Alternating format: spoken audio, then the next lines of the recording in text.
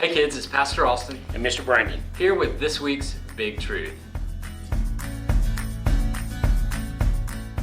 So we are back for a brand new series. Are you guys excited about our last series of this entire school year? It's hard to believe that we are here at our last series, Mr. Brandon. Isn't that pretty amazing? It's pretty awesome. It's been good to walk through each one of these series with everybody, and glad to be in the new one. I agree. So, and also too, what I love about this series is that it's also kind of springtime. So we're kind of talking about spring, and we're also talking about new creation, which is really cool that we get to talk about that at the same time that we get to see things around us begin to bloom and blossom. So we're really excited about that. So we're going to jump into this week's Big Truth. Are you guys ready?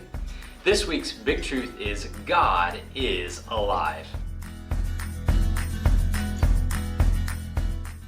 Can you guys say that at home on the count of three? 1, 2, 3. God is alive. Yeah, that's good news as we begin our brand new series of new creation. We begin with that God, the one true God, the God that we worship, the God of the Bible, He is alive.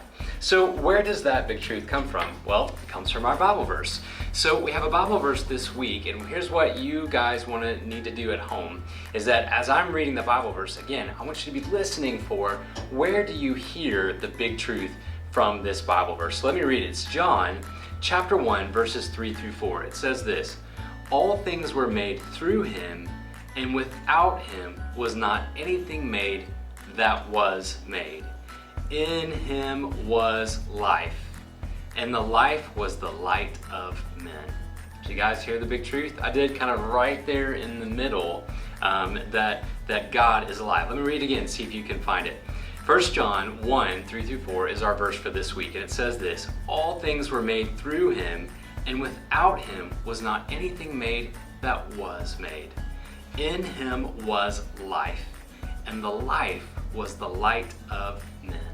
So what good news as we kick off our new series of new creation, that God is alive. So we're going to kind of talk about that this week, and really all grades are aligned for this week. So this is kindergarten, 1st, 2nd, 3rd, 4th, 5th. This is your big truth for this week, that God is alive. Mr. Brandon has a hook for us for this week that will help us unpack that big truth in our new series of new creation.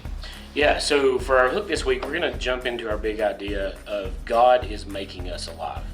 So before I give you the hook, let's talk about that just a little bit. So in our sin, we're dead. We don't have to remain that way. That's why we're talking about new creation.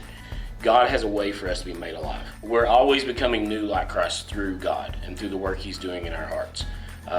And we are made alive only through Christ.